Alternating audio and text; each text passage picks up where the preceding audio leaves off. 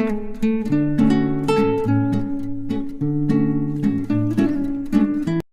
મિત્રો, આજે હું મારા ખેતરની અંદર છું.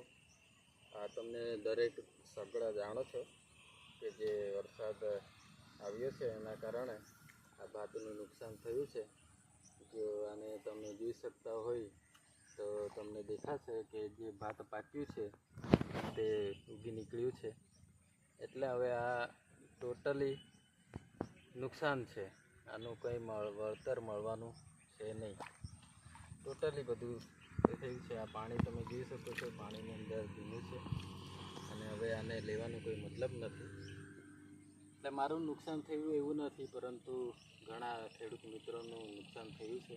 ગુજરાતની અંદર ઘણી એવી બાબતોની, કેટલાકની મગફળી, સિંગ જે કહેવાય તે નુકસાન થયું છે, ભાત નુકસાન થયું છે, બીજા જે વાવ્યા છે સગળું નુકસાન થઈ ગયું છે.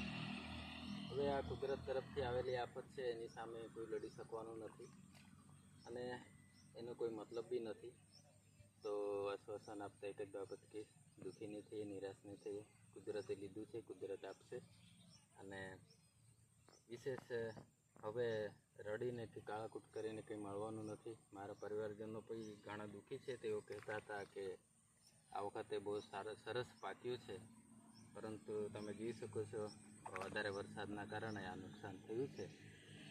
તો આ એક હું ખેડૂત મિત્રો માટે આશ્વાસન આપતા કહીશ કે આ જે તકલીફ છે, આ જે નુકસાન થયું છે, એ ખેડૂત મિત્રોને માટે એક બાબત હું કહીશ કે આ જે નુકસાન થયું, એક બજારની અંદર શેર બજાર ચાલે છે તે રીતે આ પણ એક સટ્ટો છે અને એ સટ્ટાની અંદર આ વખતે આપણે જીતી શક્યા નથી.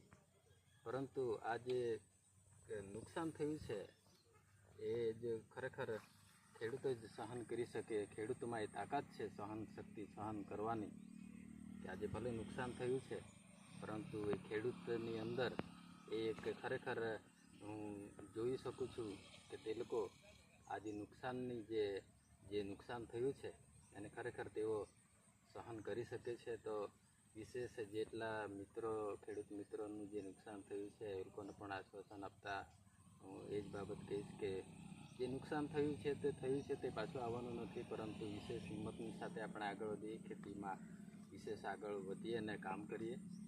કે નુકસાન થયું છે એમ કરીને આપણે બેસીને જઈએ, નિરાશ નહીં થઈએ, પરંતુ આગળ આપણે કરીએ. કુદરતે લીધું છે, કુદરત પાછો આપણને આપી પણ દેશે.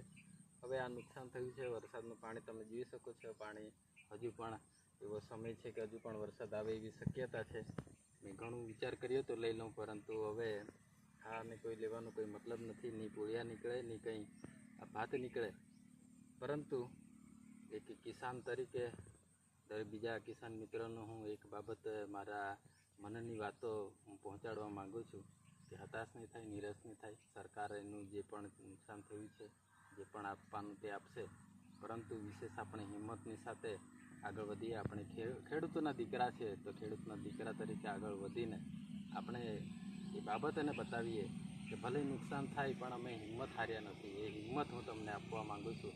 આજે ચોક્કસ બધાને નુકસાન થયું છે, પરંતુ હિંમતની સાથે આપણે આગળ વધીએ. કુદરતે આપ્યું છે તો કુદરત ફરીને એકવાર આપણને એનું ડબલ આપશે, એ મને વિશ્વાસ છે અને હું એના પર વિશ્વાસ કરું છું. અને ચોક્કસ આ જે નુકસાન થયું છે એની ભરપાઈ કુદરત જ આપણને આપી દેશે. તો વિશેષ આગળ વધીએ. તો વિશેષ આ વિડીયો જેટલાને પણ તમે જુઓ, શેર કરો, લાઈક કરજો અને વિશેષ કમેન્ટ પણ કરજો કે તમને વિડીયો કેવો લાગ્યો. અને વિશેષ તમારો લાઈકથી અમને મોટિવેશન મળશે અને બીજા અન્ય ઘણી એવી બાબતો અમે વિડીયોની અંદર મૂકીને વિશેષ અમે ખેડૂત મિત્રોને વિશેષ અમે હિંમત આપી શકીએ. એના માટે લાઈક, શેર અને કમેન્ટ ચોક્કસ કરજો. તો જય જવાન, જય કિસાન. Thank you.